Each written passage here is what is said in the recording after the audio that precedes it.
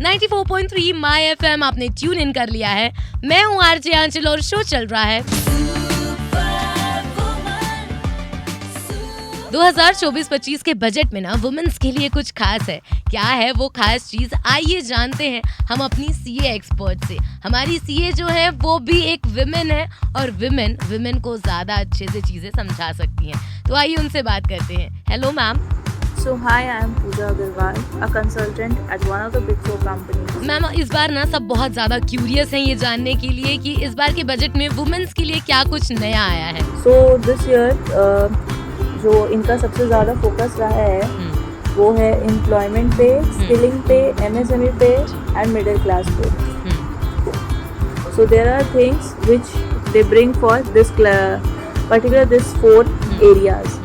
आइए जानते हैं कल के बजट में क्या कुछ नया आया है वुमेन्स के लिए, क्या कुछ बेनिफिट होने वाला है वुमेन्स को। First of all thank you Sitharaman ji इतना बड़ा अमाउंट एलोकेट करने के लिए for the benefit of women and girls. तो इसमें मैं आपको बताना चाहूँगी कि 3-4 ऐसे बेनिफिट्स है सो जिससे क्या होगा कि विमेन पार्टिसिपेशन बहुत बढ़ जाएगा वर्कफोर्स में, लाइक जो भी काम वगैरह में।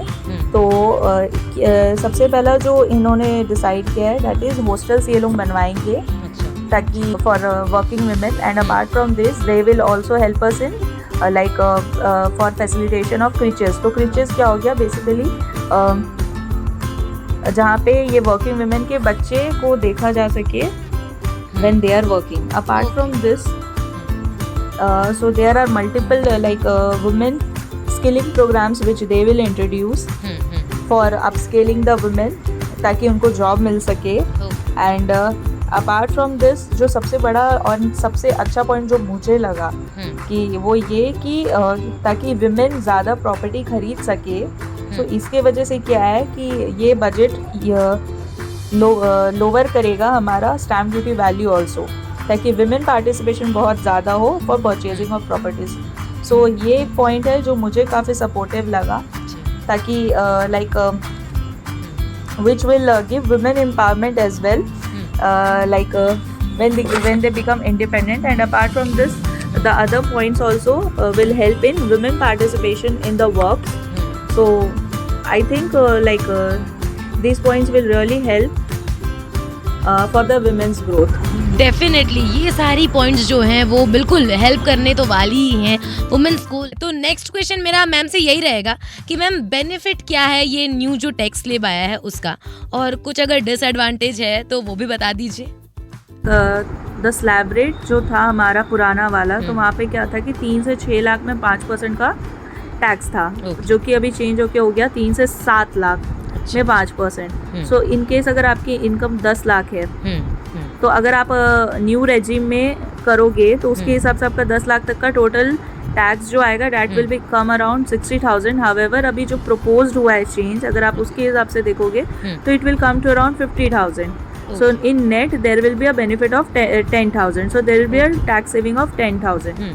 सो this is the very first change in the slab rate. Apart from this और भी चेंजेस है।